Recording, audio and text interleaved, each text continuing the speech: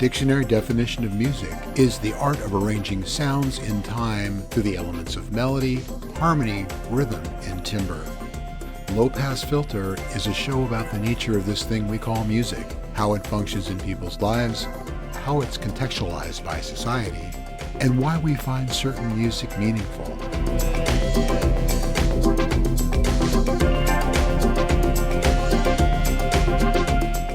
This is Low Pass Filter.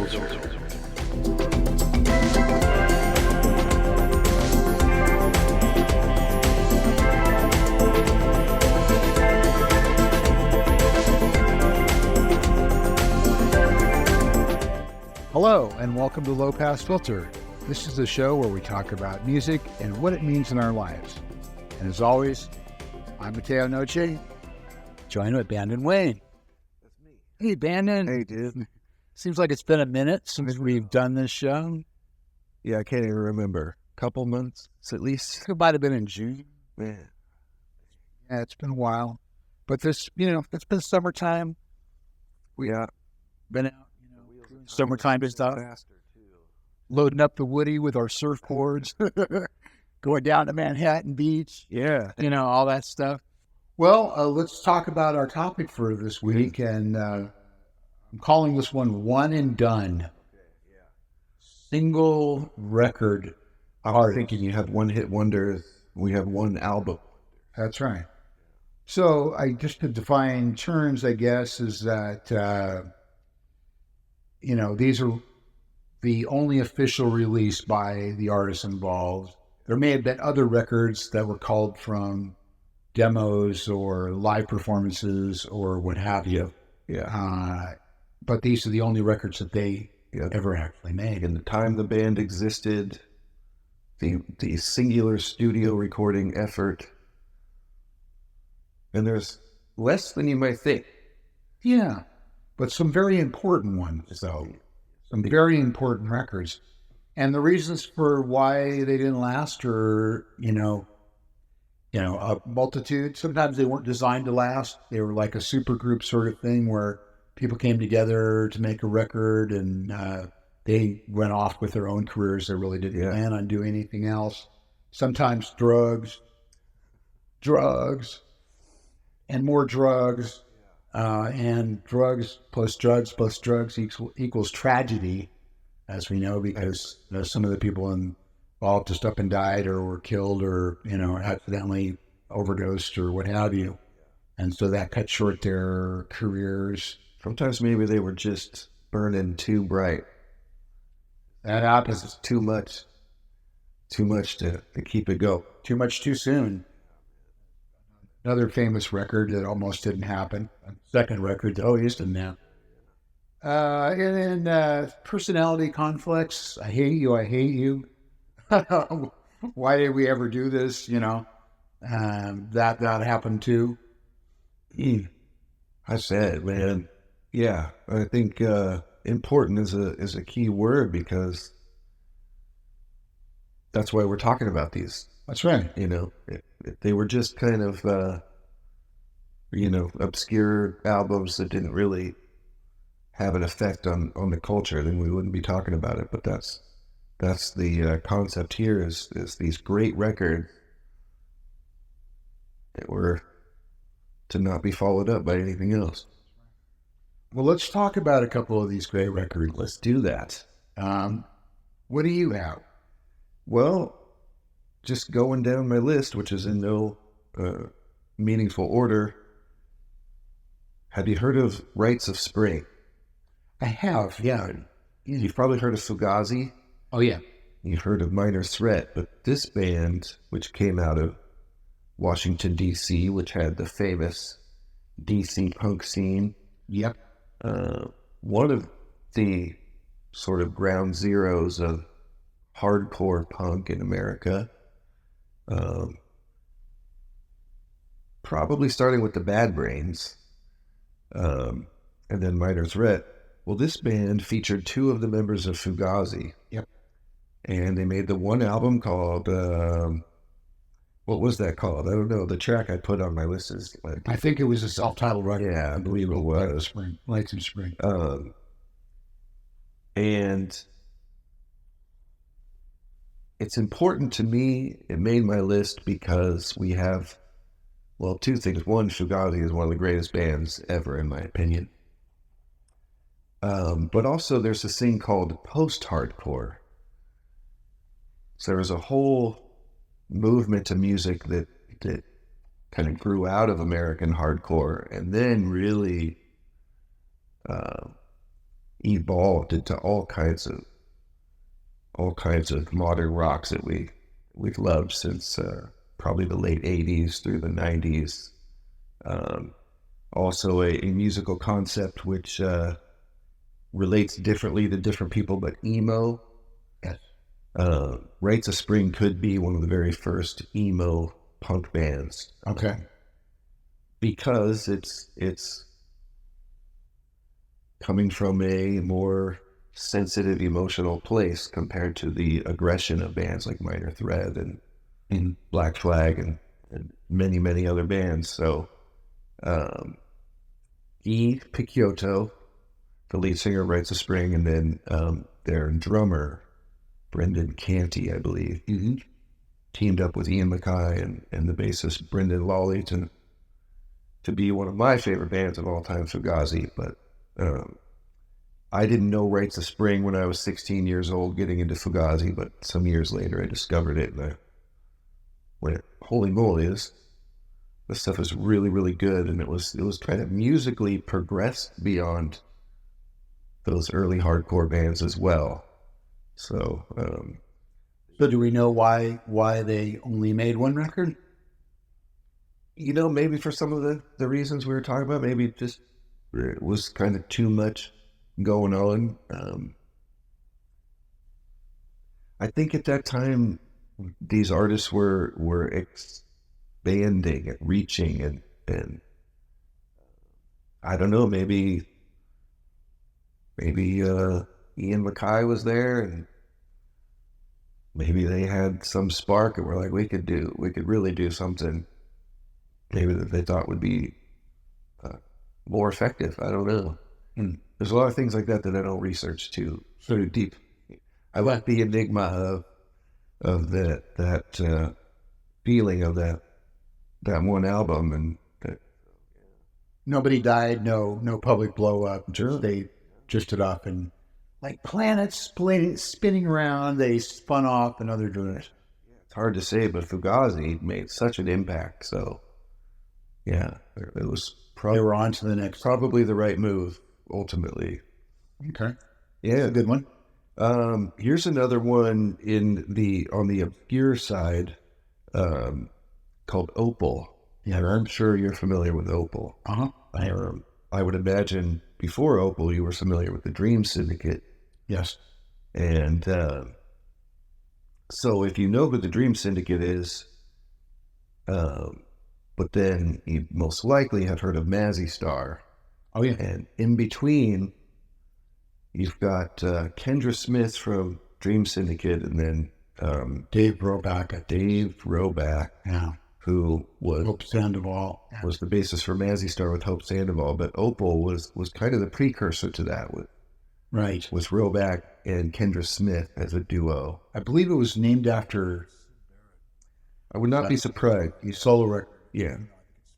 Like OPAL. yeah, I think Sid Barrett's record was OPEL, but Yeah. I could be wrong about that. Fact checking department, get on that. Obfuscate that reference just slightly, maybe. Yeah. It would make sense, although, well, I suppose there probably is some apparent Sid Barrett influence in there, but what really resonated to me was a Mark Bolan T-Rex influence to this Opal record.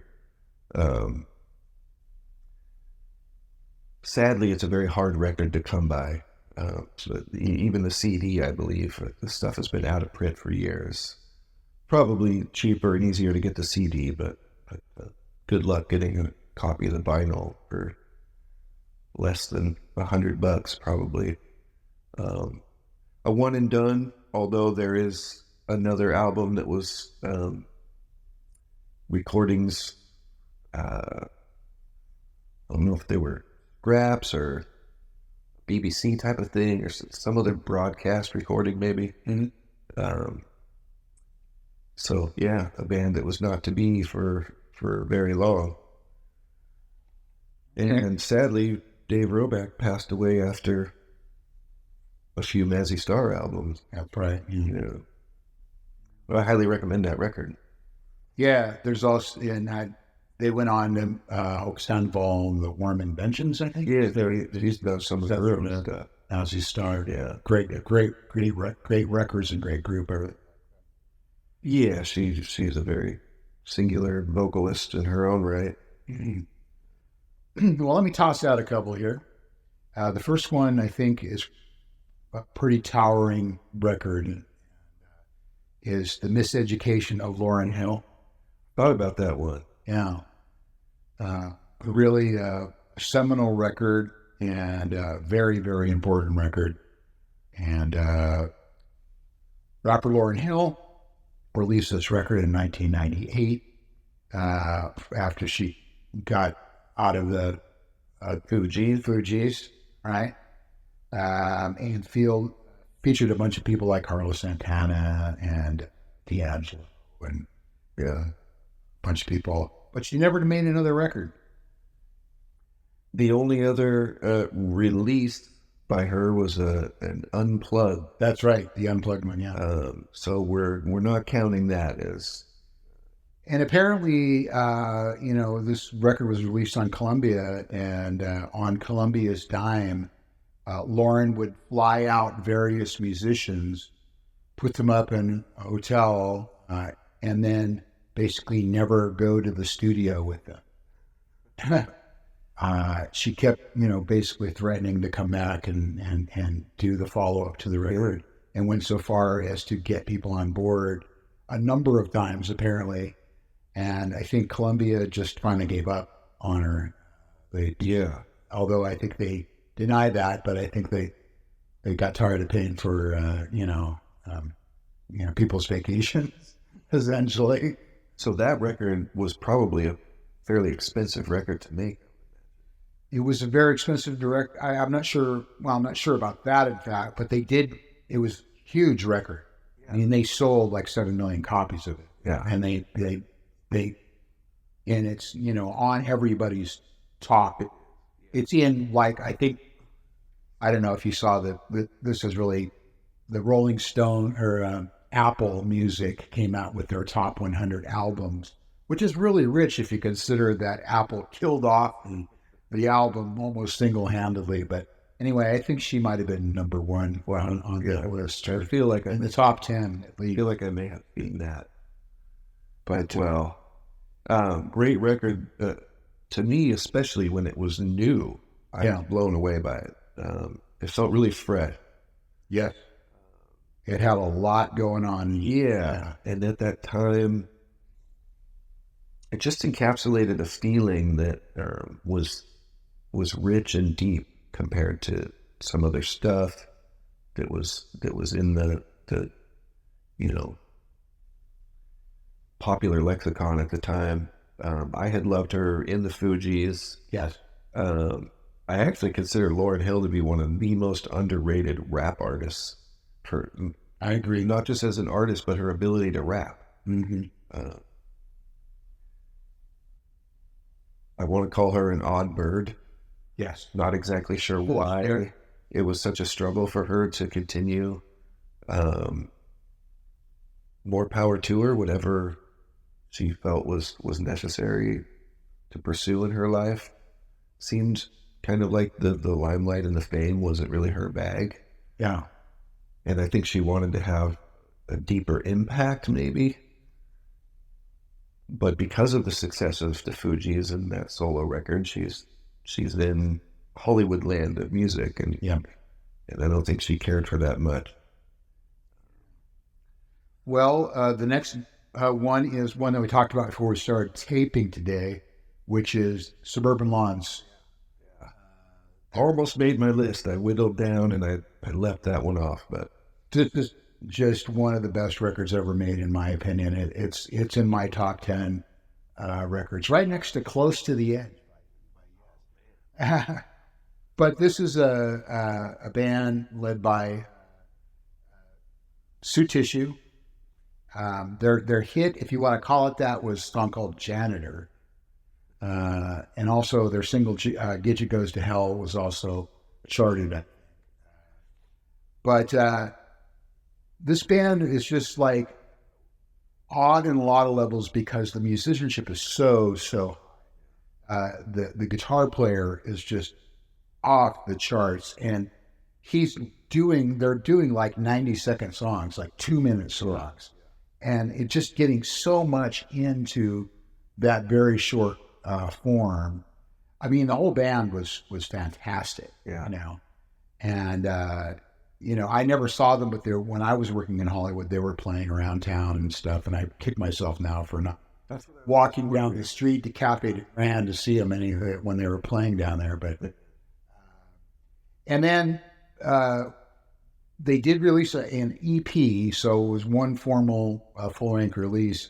It was produced by a guy named Richard Mazda, who a lot of people say blew the band up because he put a lot into Sue McLean's head about how she was the best thing about the band. Right. They kind of took it from a punk, hybrid punk, almost progressive band to a dance band where they were doing like 120 beats per minute type songs. Yeah. And also that song "Gidget Goes to Hell," that the video was produced by Jonathan Demme, who you might know as the guy who was the guest on Stop Making Sense, and put her in his movie Something Wild. Oh, okay. She played the character of Peggy Dillman in the 1986 comedy before she dropped off the face of the earth. I wish I had known that, because that's one of my favorite movies of the 80s. Yeah, it's a great movie. What character was she? Peggy Dillman is her name, yeah. But she's kind of a minor character, but not unforgettable, really. You'll know, if you watch the movie, you'll know who we're talking about. Yeah. And then there's the whole sort of whatever happened to Sue Tissue thing on the internet. There's like a lot of people that have tried to track her down.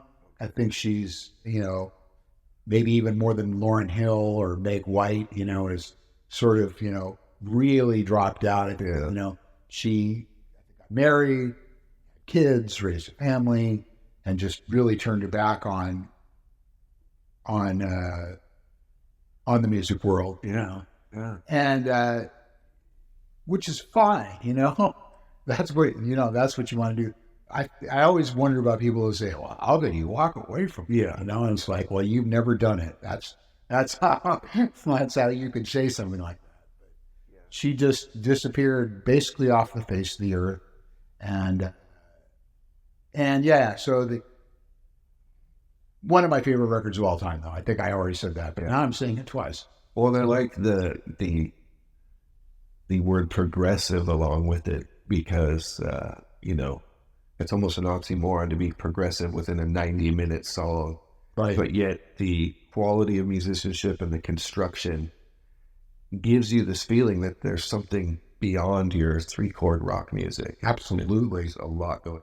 Yeah, very angular. Yeah, the whole thing was a very angular. And if you wanted to also really kind of typify the idea of new wave rock, like it.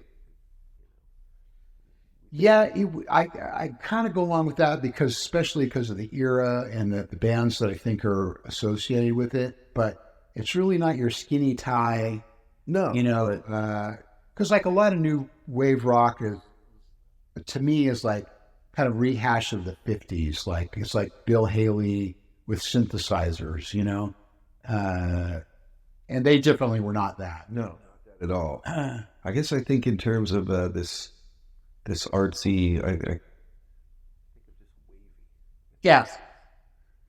I mean, they're there. They were in that milieu. They were vibe. They were, yeah. I mean, they were right cheek by jowl by, like you mentioned, the waitresses.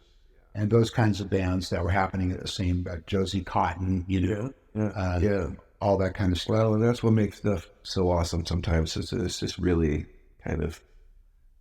But it still sounds great. That's the thing is like a lot of that stuff, a lot of the new wave-ish stuff, and is fairly dated, But this just jumps right off the record, really, even today. Yeah, totally. So yeah, when things are hard to define, that can be what's so great about it. Yeah. All right. Well, I think we come right up to our first break already. We're gonna have to talk faster or something in the next 2 seconds. Talking fast. Yeah. Well, we what we'll do is we'll speed up the tape, and you'll sound a little bit like Mickey Mouse, and we'll get it in there. So, you've been watching Low Pass Filter. We're going to take a quick break, and we're going to come back right after this.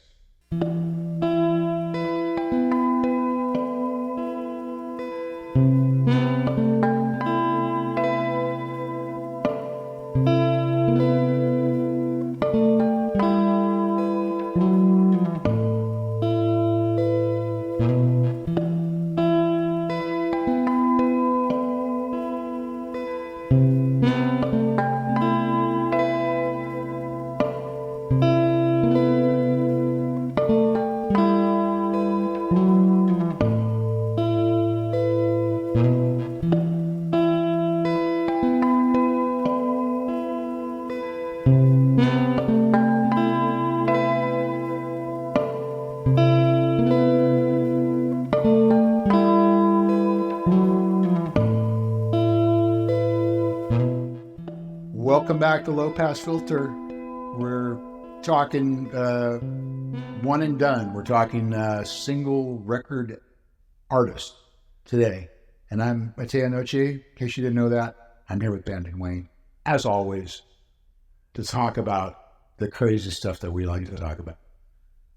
These bands, these artists made one record in their career, but not for nothing. Right. They're important albums. Yes, they are. Some of them are very, very important albums. And I'm not even sure people realize that was the only record they made. I mean, they're huge.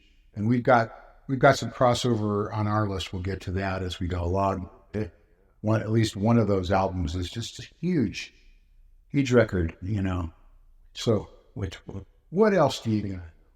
Okay.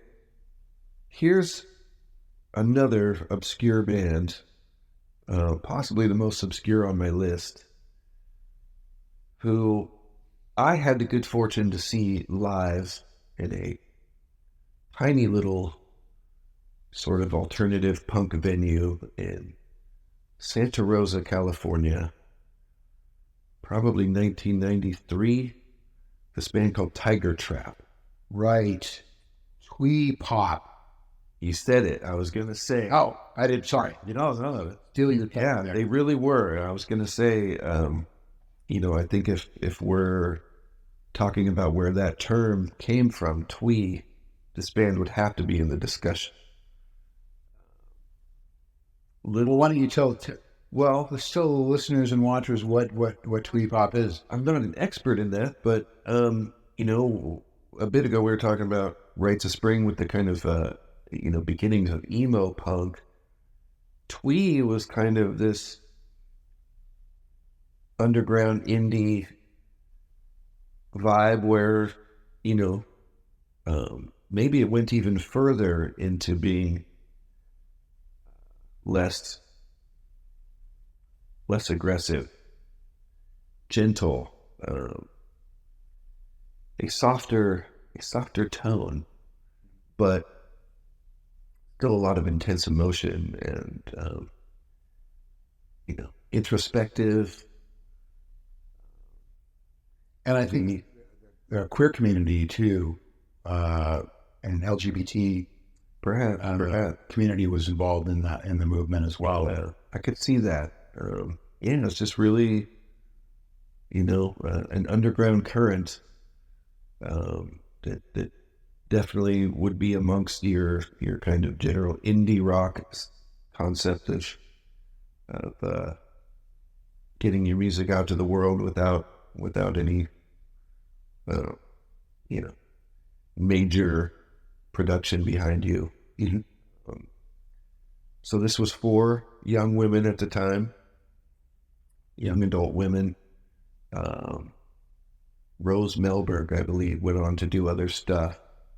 And at one point, their drummer had joined another band and got to see them play up here.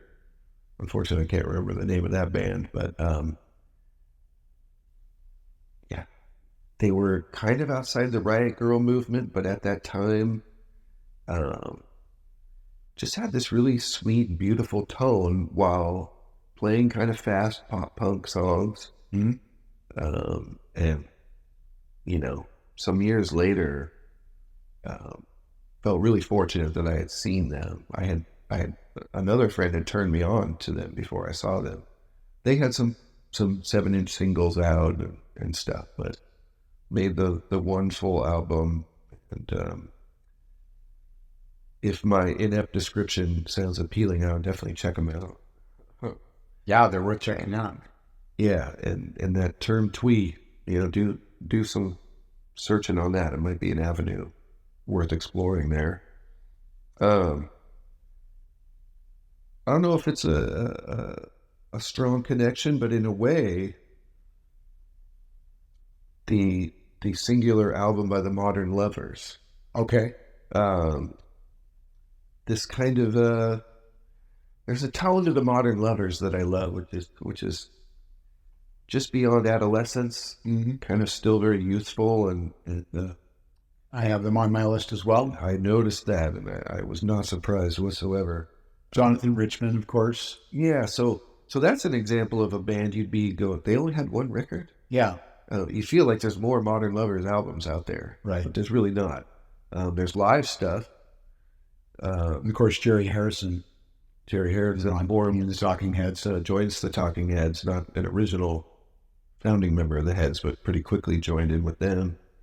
And then Jonathan Richman goes on to release album after album. Yeah, it's a pretty long career. You feel like there's this youthful lamenting of why is the world this way? Why does love feel like this? Well, he was a teenager, right, when he made this record. I suppose he made it in 1970. Yeah. He was a teenager when he made the record, so I think there's that. That would be true. He would have been a teenager, I suppose. What, about 18 or 19 or something? Something like that, yeah. And that's crazy that it's 1970. Yeah. I mean, that's really... That is 54, almost 55 years ago. Really sounds... Well, this record makes, not, if you believe anything Rolling Stone says, it's been on 3 of their top 500 records ever made list. Stock you want to put in the Rolling Stones lists, but it's enough to say that they think it's a very important record, and I think a lot of people agree. I agree. I did know that it went back to the early 70s, but to think 1970? Yeah. Yeah, it was released in 1971, but the band was formed in 1970. So you think about, they would have been institutional before the CBGB scene, before the downtown New York scene. Yeah. With bands like Television and Talking Heads. And absolutely. So there wasn't, this is like at the same time that glam rock is starting. But then you see New York Dolls is 72, 73 that they started forming. Mm-hmm. I don't know. So that's one of those things that just kind of blows my mind, that some of these things that we think of as being like a decade later were already happening back then. Yeah. Man. Yeah. Phenomenal record. Just songs like Pablo Picasso, Roadrunner. Yep. And my favorite, which is Someone I Care About. I'm very much enamored of the Joan Jett cover. Yeah. Great, Didn't great cover. the Sex Pistols actually do a verse? Possibly. I'm not familiar with it, but I wouldn't be surprised. Okay, well, I'm going to jump in with a couple more. Mother Love Bone. Um, really foundation of the grunge movement in Seattle. Yeah. And I mean, really sort of kicked off an era of that. And really didn't even make a whole album. The record that exists, sometimes known as Stardog Champion, is really a compilation of demos and live bits and stuff.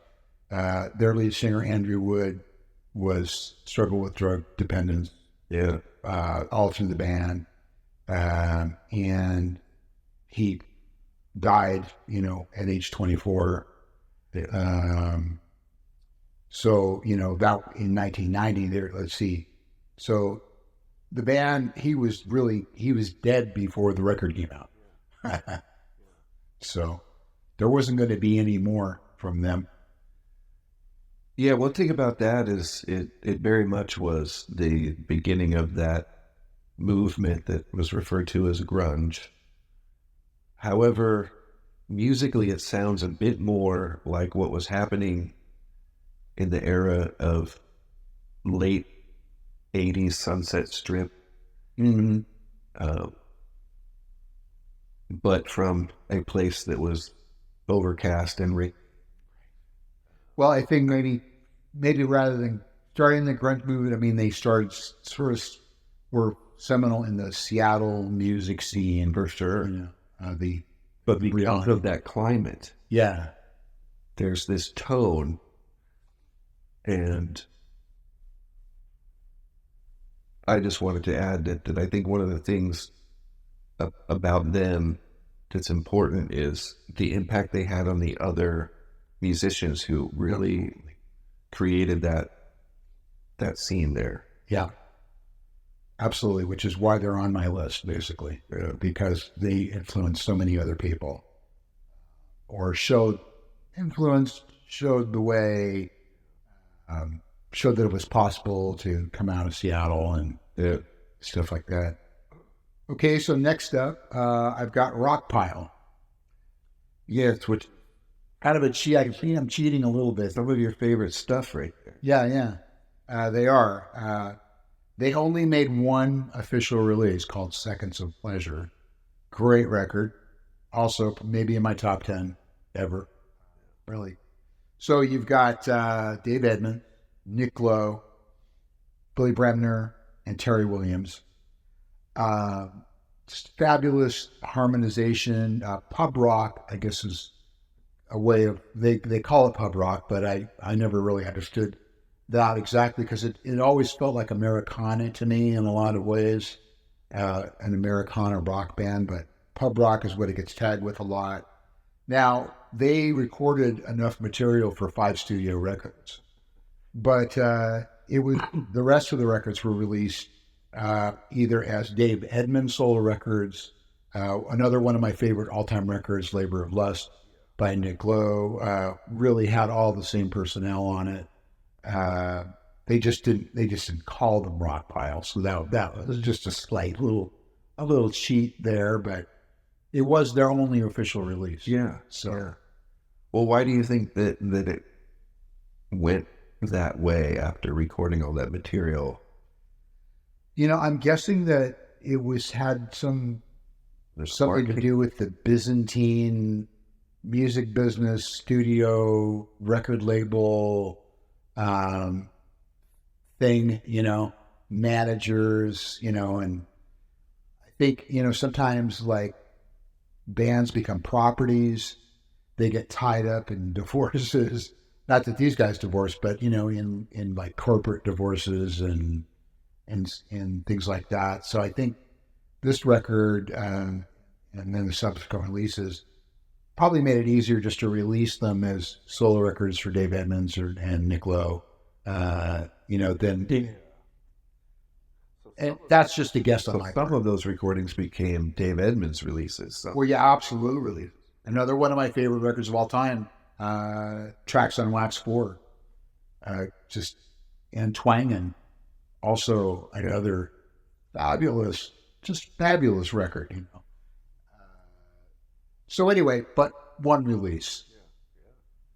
And then I'm going to sneak this next one in, just in the interest of time, because we both agree on this one, which is Blind Faith. So it was a super group. You had Steve Winwood, Eric Clapton, Ginger Baker, and Rick Gretsch. And these guys were coming out of Cream. They were coming out of Traffic.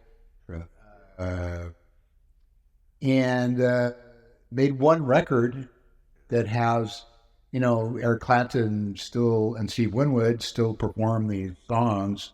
So this is the era where you were having these super groups. Yep. You had Blind Faith, you had Derek and the Dominoes, you had Buffalo Springfield. Yeah, these cats were top of the heap rock stars. And I don't know, it just feels like, I mean, are there super groups anymore? Yeah, I don't know. And will we care about them if there were? Maybe a group like the Raconteurs or something like that, but you really have one person that's kind of... Yeah, what was the Dave Navarro band? I think they only made one record too. You know what I'm talking about. We'll, again, research department, get on the... Can't even think of that.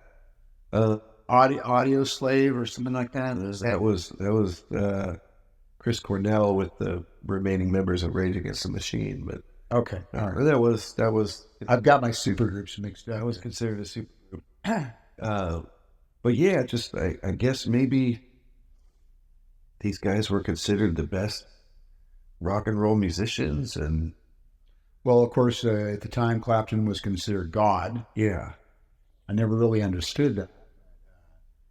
But okay, fair enough. I think they were also dealing with you know the ever present record label oppressions, maybe.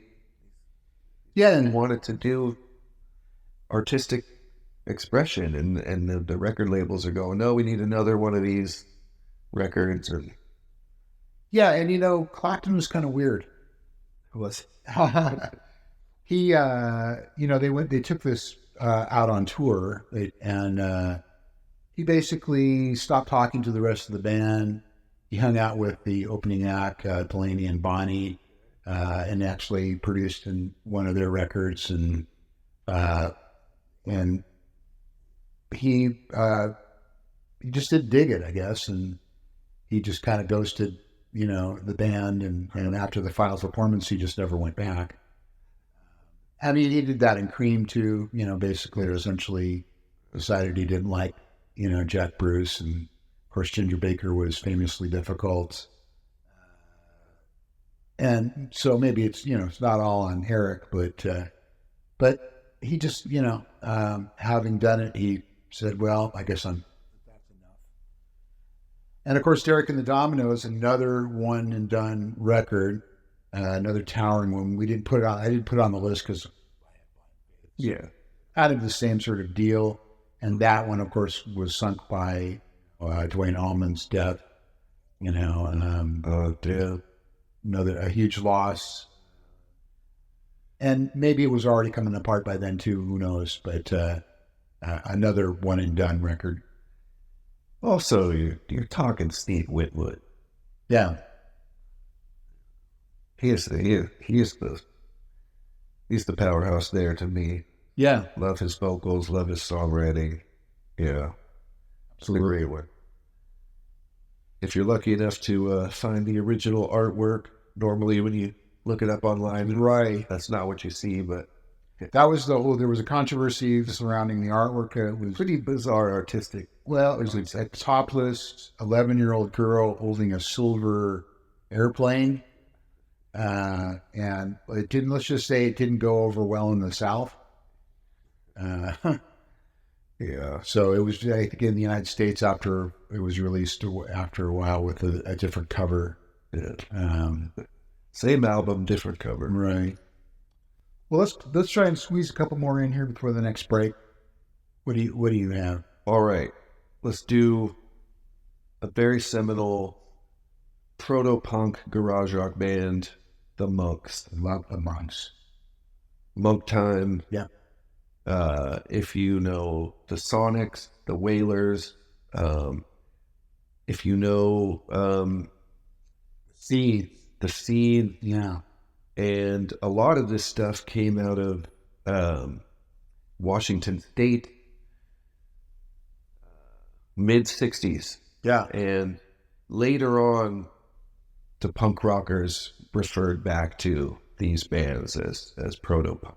Well, these guys, I think they were servicemen, weren't they? They were in Germany. They were safety. Yeah. So they're actually,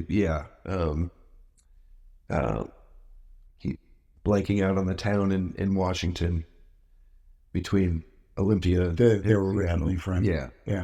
Yeah. So Germany was also home to the Monk, Right. and whatever happened to them, it just couldn't make. What happened to them is they got shipped off to Vietnam. Right. And coming back to it though, it just didn't continue on. Yeah, these guys dressed like Catholic monks. They wore black. They had cinchers. They did the whole monk haircuts. Yeah. Or tonsures. Tonsures, they're called. They're very deeply weird, but in a very delicious sort of way. Yeah. So check that out. Yep. And then I had Dennis Wilson. Great album. Pacific Ocean Blues. Yeah. Dennis always lived in the shadow of his brother. He was the drummer for the Beach Boys, of course.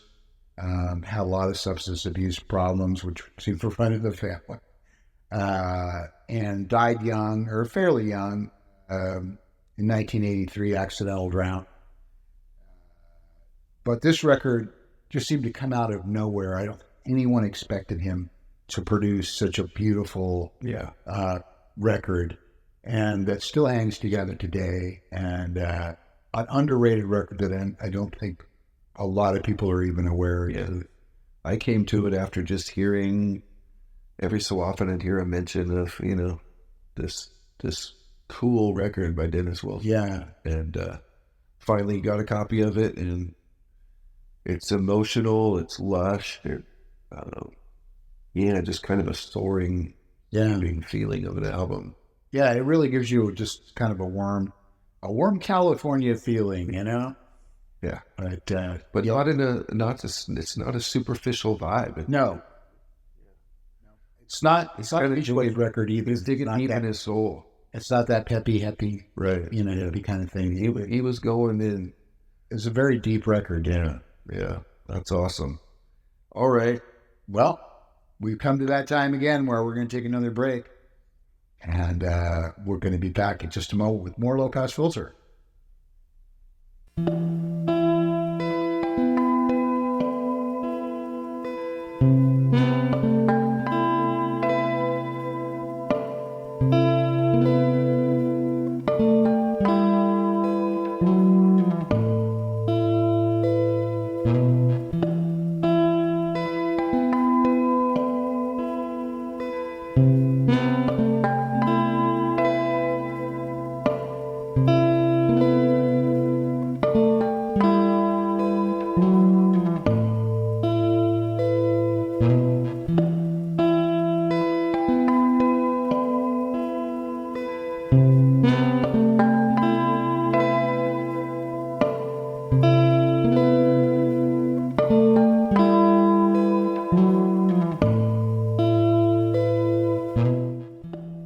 Back to Low Pass Filter. Mateo Noche here. Bandon Wayne right over there. We got a lot to talk about and not a lot of time to talk about it in.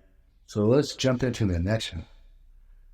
Blast in, blast off. The one and only album by Operation Ivy.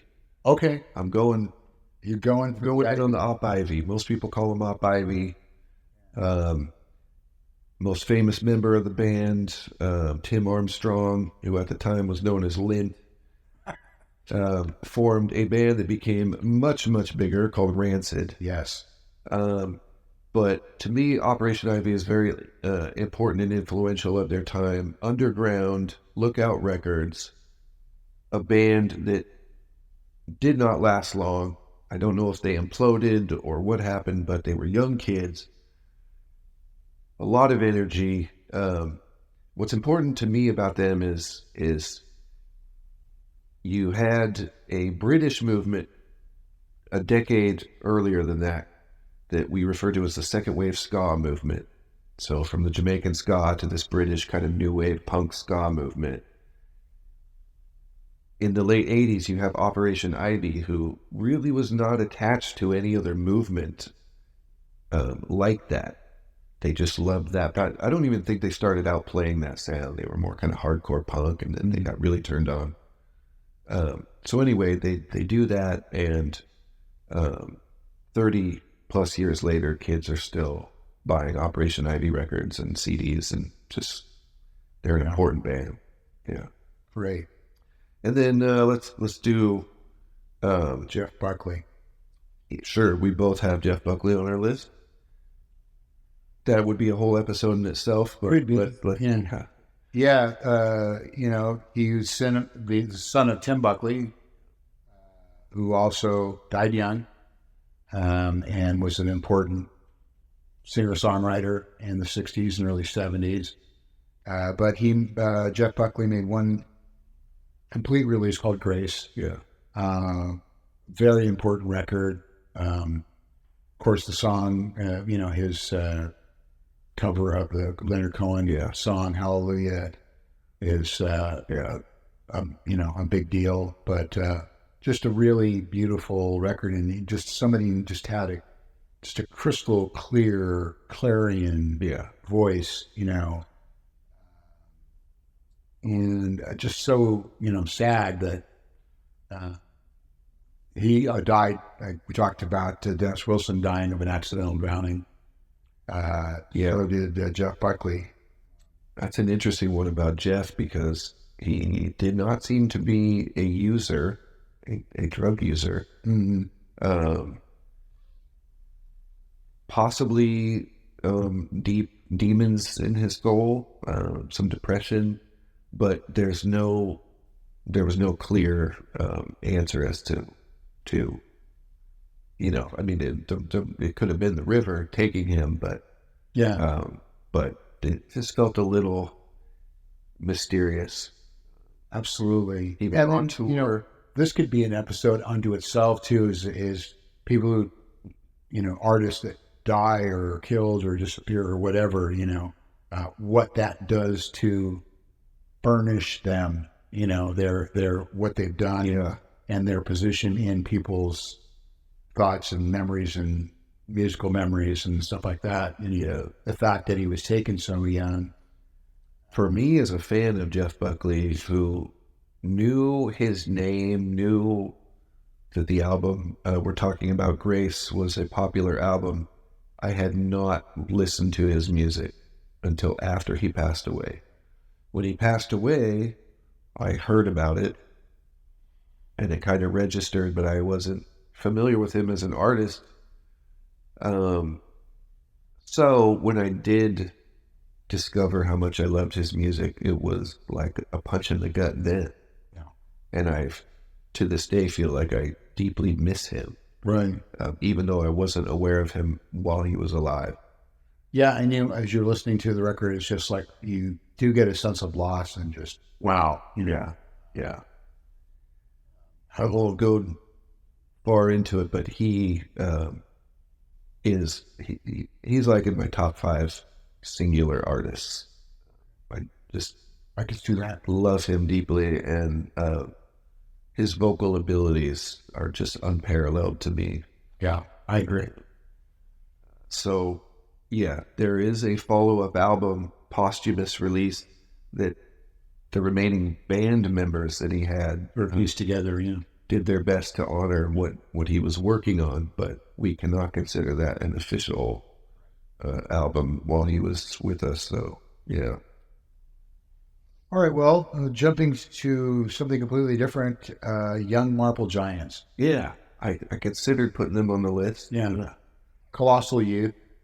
I love the record. I just love where sonically what they tried to do there. It was very different than a lot of bands of their ilk. Really interestingly influential record. Yeah. So Allison Staton, the brothers Philip and Stuart Moxon. Yeah. And so, they kind of, I don't think they had a drummer. Like they had a drum Yeah, machine. it's very minimal. Yeah. And I was in a band that had a drum machine. So I resonate with that. But they only made one. And they just sort of the reason for giving up is they just, a lack of communication between the people in the band, and they just sort of drifted apart. I think they have since reunited, but they never made another record. Yeah. What else do you have? Let's burn through these things here. I think I just have a couple more things. A band that I love that I wish had done at least another album's worth of material. A splinter group from Bauhaus known as Tones on Tail. Yeah. Kind of in between Bauhaus and Love and Rocket. Mm-hmm. 2 members of Bauhaus, I believe. As opposed to the 3 members who formed Love and Rocket. There's another person in Tones on Tail that was not in either of those bands. How do you describe them? I mean, if you love Love and Rockets and Bauhaus, you would most likely love Tones on Tail. Mm-hmm. A little more disco-y, maybe in a way. But still artsy and bizarre. Mm-hmm. I know you dig those guys. Yeah. Okay. Thunderclap Newman. That is probably the one that I have no familiarity. Hollywood Dream. Well, of course, there's the Something in the Air song, which has probably been put in more commercials and movies than any song. Wow. I would have to recognize the song. I don't know that title. Wow. Okay. I don't know how you missed that. I'm sure, but I think if you heard it, I think I'm sure I would.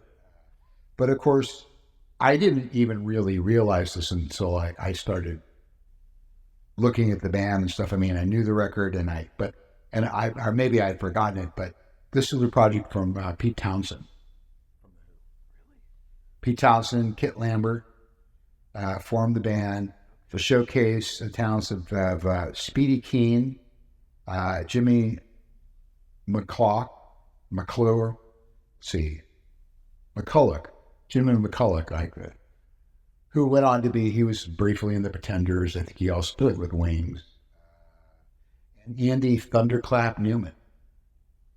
So, Townsend played bass on the record, played guitar, and they just made the one record. Yeah. But the whole thing is terrific, not just the hit. So it's a record that really the whole thing hangs together. I don't think it's a concept record exactly, but it feels like. So Thunderclap is the nickname of this guy. Yeah, Andy Newman. So see, I've heard the name over the years, and just nothing drew me into it. But now you've got my interest piqued here. Yeah. Couple of ones that just I'm going to throw out for, what's and giggles, Sex Pistols. Yeah. I for some reason forced that off of my list. Yeah. Maybe because it's pretty obvious.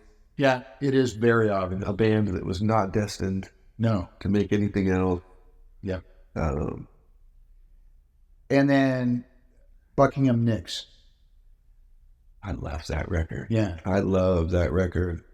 It really could be a Fleetwood Mac record It laid the groundwork for Big Mac. Yeah, they were somehow put together as individual performers, singer-songwriter. Well, they were boyfriend and girlfriend, I think.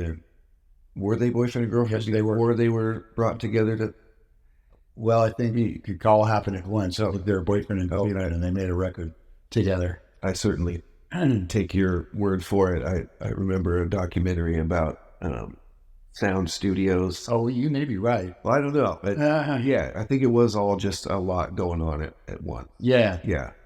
But the material, knowing those two people really influenced the sound of Fleetwood Mac to come, it's essentially like a Fleetwood Mac record. It is. Yeah. If you love... Recorded on a 4-track. If you love that period of Fleetwood Mac, I think I discovered that record in a used bin 30 years ago and brought it home and was like... It's never been released. It's out of print. It's been out of print. And there's never been a CD release. Yeah, yeah. I don't know if you can get it on Spotify, and maybe you can. Fortunately, there were a fair number of copies of the record out there that it's not too hard to find. You could look online for it, but... And the song Crystal, I think they went on to do in Fleetwood Mac off of that. And maybe another song from that record got done in Fleetwood Mac as well. Not to go too far into it, but we love all eras of Fleetwood Mac. Yeah, would be safe to say. Some people make a cutoff on Fleetwood Mac at Buckingham. Well, some people don't even realize the group existed before. Right. Before that. I'm saying some purists don't like them after the Green era, or don't like them after the secondary era. But brilliant band. I don't care what anybody says. I love all of them. Yeah. They're all fantastic. And that's what bugged me was like, hey, there's this new band called Fleetwood Mac. Well, right? And like, what? Yeah. Well, if you were around before that happened, but that's a band that became, over the years for me, became like, oh yeah, okay, so Fleetwood Mac stuff too. I think rightfully one of the biggest selling bands, one of the most important rock bands in history. I just love them to death.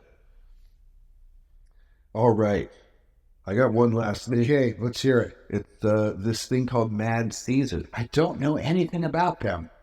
Well, talking about Mother Love Bone, some of those artists of the Seattle scene that tributed Mother Love Bone. Right. Mike McCready. And, So the what people would most associate with Mad Season would be Lane Staley from Alice in Chains. So it's a one-off thing that they did, kind of a super group in a way of the Seattle scene. Lane writes some of the material. The other people write some of the material. I just essentially put this instead of some other things onto my top 10 here because I love Alice in Chains. Yeah. And if you're a Chains fan, you would want to have this record in your collection too. Fortunately it's had the benefit of reissue on vinyl a couple times since the 90s. Otherwise it would have been a bit more of an obscure release, physically speaking. To have a copy of it, it's managed to remain available. So yeah. Well, did we get all? all? We go in under the time period, but I'll check that in the editing process.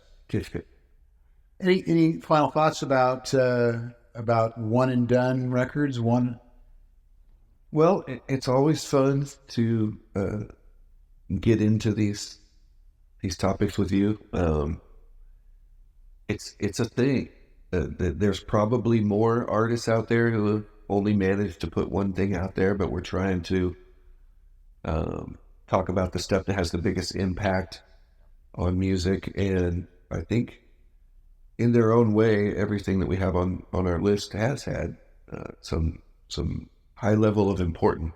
Absolutely. And will be recognized decades later. Well, what is your favorite one-off record? Put something in the comments below, or you can hit us up at our email address. Yeah. I need to run by there and see if it's still active. It's been a minute since I've been. Comments on the YouTube videos are great. Definitely love the people that are watching on the Humble Access. Yes.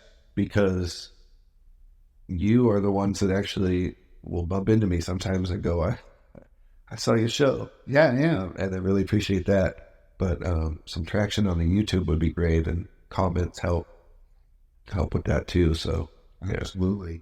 Well, as always, we do our playlist down below. Yeah. So you can't get the whole album. You could get the whole album, but I took a sample from each of the albums that you mentioned, the songs that I liked off of. Yeah, with Spotify, it's easy to start exploring from there. Yeah, so absolutely. And you can hear some of the stuff that we're talking about. Bandon, as always, it's been a stone gas to be with you. It's great to be seeing you again after several months. This is supposed to be a monthly. We'll get back on track eventually. Yeah, it's all right. We're at an interval. That's right. There's more stuff to come. So. Well, thanks for watching Low Pass Filter. We'll see you again next time. Thanks for watching Low Pass Filter.